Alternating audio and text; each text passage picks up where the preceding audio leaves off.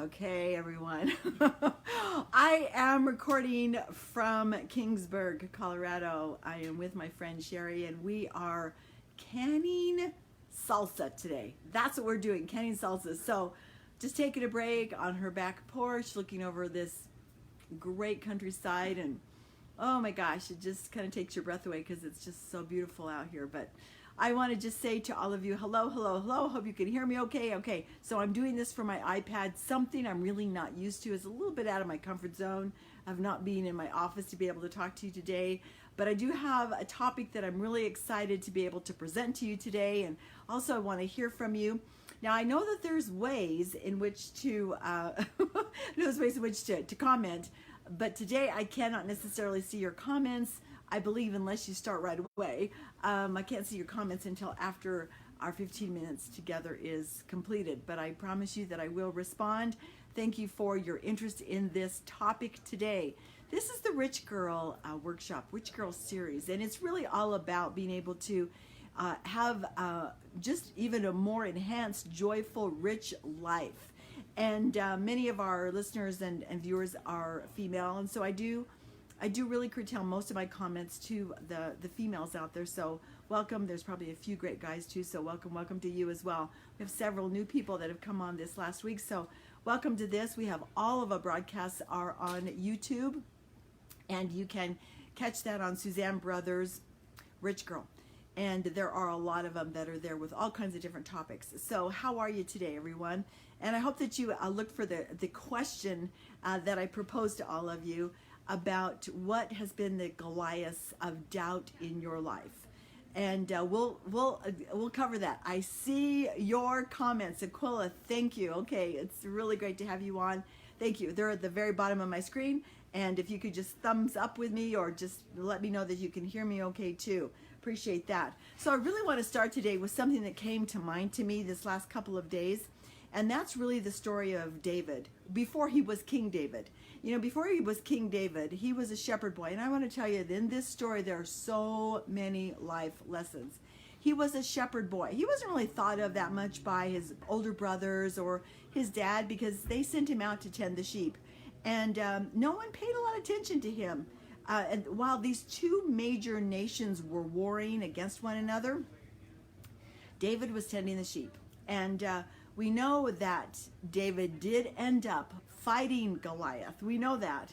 But we also may not remember or know that he was the least likely to be able to go on the battlefield of the valley of that day when the Philistines met the Israelites. So he was like one of the last person you would ever pick. Why?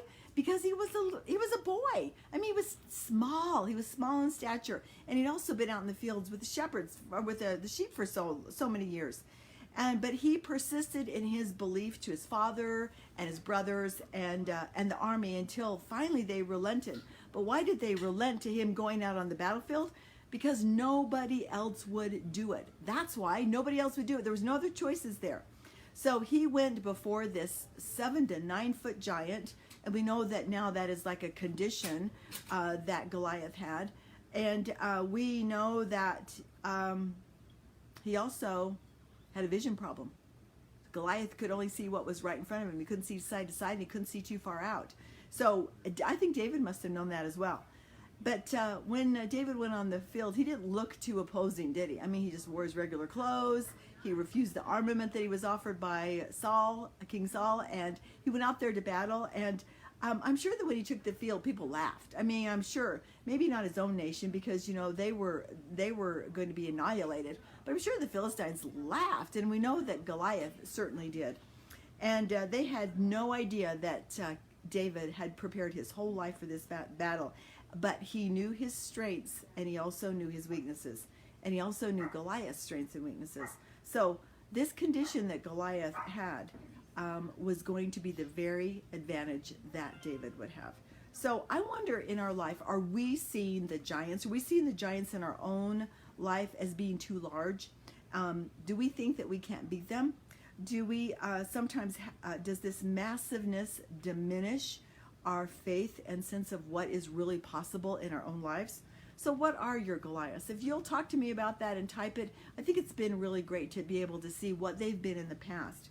And sometimes something that can seem impossible to defeat, what is it? Has it been a bad report of health in your life? Has it been an ended relationship? Has it been something that you've strived so hard for to attain a goal, or something you've been going after and then missed it? Has it been something complex that you've had to tackle? Every single one of us have had something in our past life, and all of those things have really brought home a tremendous amount of lessons. So I want to know that, do we have physical giants wearing armament? Oh gosh, no, we don't have that, do we? No, it'd be so scary if we did. But we don't face 100-pound sword against us. But what we do face, I believe, is far more dangerous, because we really can't see it. We can only sense it. It's small, and oh my gosh, you guys, it's so sneaky. And it's the element of doubt. Yep, it's the element of doubt. This tiny little thing called doubt. It can wrap around us so quickly, that element, and bring in with massiveness the other element, which is really a major tool of the adversary, called discouragement. It can stop our forward motion so quickly. It can cause our belief to stop and make us step back. It can stop our belief and make us step back. It can diminish our energy. It can diminish our vision.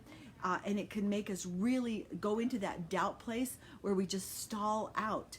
And it can stop our goals, almost dead stop our goals, and create the illusion for us that waiting is better, because it's really not. But it can give us that illusion. So do you look for evidence? Do you look for evidence that proves that your feet are on really good place? Or do we look for evidence of something else? Or do we allow interpretations of our doubts, our own interpretations of our doubts, to pull us off of some kind of center? There was an entire decade in our industry that was overwhelmed in our industry by a bad reputation.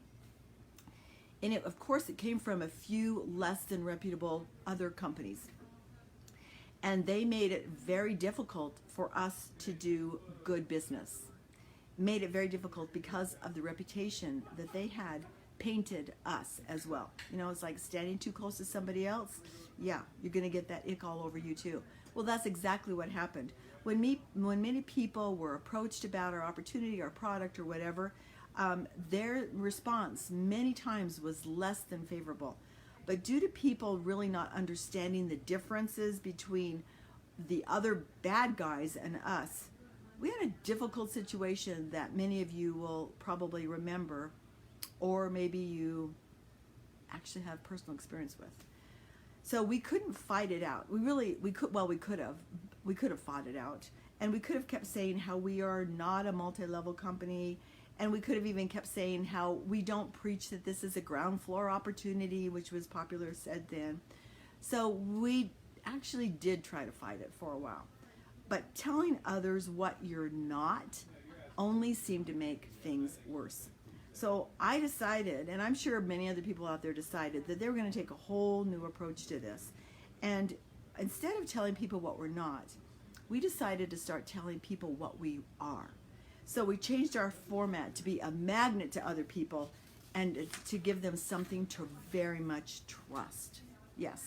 And I think that's why trust and doubt are kind of sisters. So I want to give you a couple of ideas that we did, and maybe you can use them now or in the near future. But let me explain to you that we were facing Goliaths of mistrust, generally little interest, misconceptions about a host of things. Even within our own organization, there were people who let their doubts kill their dreams. And this battle I'm talking about was very real and went on for many years. We were fighting a battle on really two fronts. And there's a few things that we did to change the perception that really changed the future for many, many, many, well, actually thousands of people. So first off, I want to tell you that you got to take action. When there's doubt, you have to take action. You have to really know what you believe in. And so we started holding monthly brunches.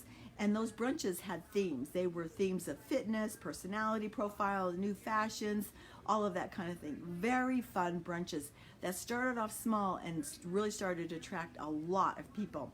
We held fun and generous contests every single month. And we allowed people to win cash and product, getaways, all kinds of things. Our weekly meetings were really geared around training, yes, but training on education that really appealed to many, many people. We did fun love language, tips on how to have a more successful relationship with people, tips on being a working mom, self-empowerment, topics that were really high interest at that time for everyone. And we also started to do product previews and also product panels. So we really valued the opinion of our customers. We let them know that, and we didn't really push anything. And that's when we really positioned ourselves as really in the teaching industry. So whenever possible, we would also allow people to, within our organization, to tell their stories, to tell their testimonials, to share with how this business had positively affected their life by the opportunity or by the product, either one. So all these things started to bend the opinion and also eliminate a lot of doubts with thousands of people. Why? Because we gave them a new viewpoint. We gave them something to replace the doubts that could have been formulated. And now they started to tell their friends and family, and many of them joined our company. And their connection at that time to Mary Kay, for many of them still is holding strong, and they have been part of the mission, and they've been also part of the decades of huge, absolutely huge successes. So I see that you're talking to me, so I'm going to just see how the screen is going. Okay.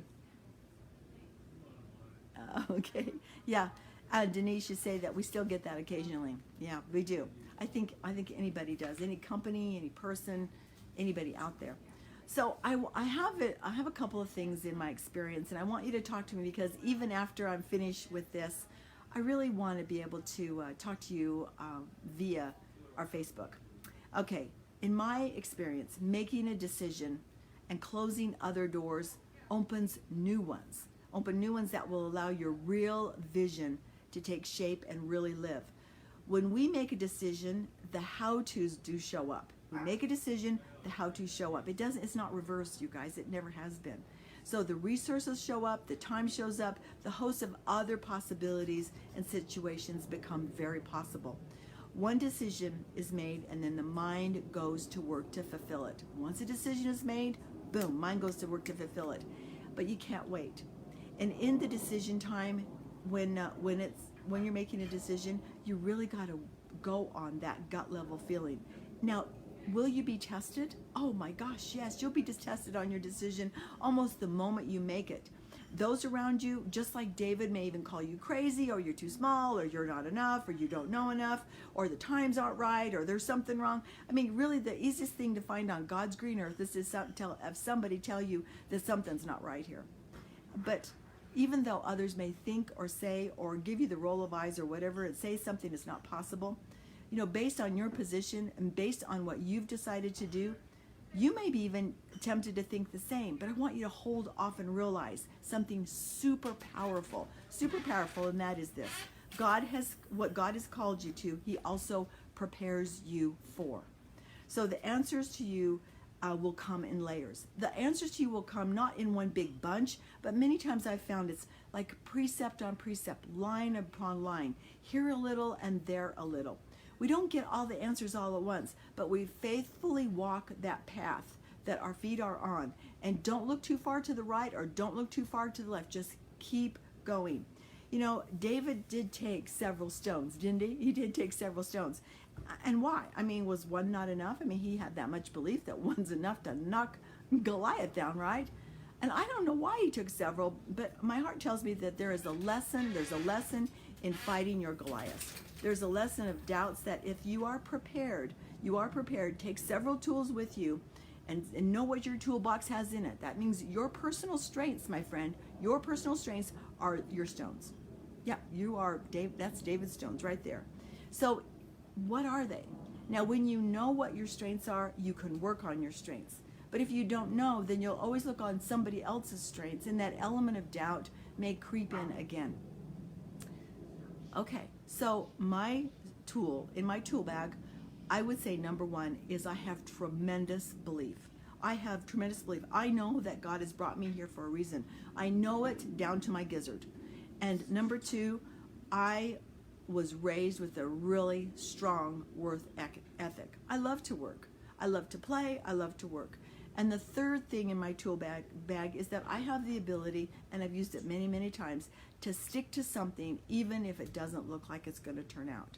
Just stick with it. Because in that moment when things need to come together the most, they will. Because I've put in, and the many of the people on my team and the thousands of people I've had the privilege to work for, many of us have felt the same way because we've had it proven to us time and time again. Time and time again. Well, I know that as we wrap up this particular topic on doubt, your comments on what things you faced are going to be so important for me to read. So thank you for commenting, and thank you for also inviting other people along with us to hear these great lessons that I am so glad that we have the time to do together. So that remember that your team and people, your team, your people, your family, they will support a decision maker. Now, we get cold feet from standing still. I want to say that again. Cold feet come from standing still. Your plan will take time to generate momentum. So please do not become weary in the well-doing. Sometimes that's what happens, right? We get a little weary. We think it's not going to happen. We give it up. And then you guys, seriously, what happens when we give something up is we got to start all over again and go through the process all over again. I'm not going to do that. Tell yourself, I'm not going to do that. I'm going to stick with it. I'm going to stick with it, because those who stick it out, you guys, seriously, they go through that season of doubt. They stick with it. They polish their plan. They get reinvigorated. They're the ones that have 90% of all the rewards. Okay, so it takes time to get momentum, which is also one of your best friends in business and life. And don't become weary in well-doing. So feed your faith, my friends, and starve your doubts. If you feed your faith so much, you won't have anything left to feed those doubts. Feed your faith, and take in your pocket a few round stones as well. You guys, thanks for joining us, and sorry that I could not read all of your comments, but I know that they are there. Just wishing you the very best as I make salsa with Mike and Sherry and myself today. We're doing something very, very country and very cool. Love you guys, and appreciate you joining us on the Rich Girl series, and I wish you the best. Bye-bye for now.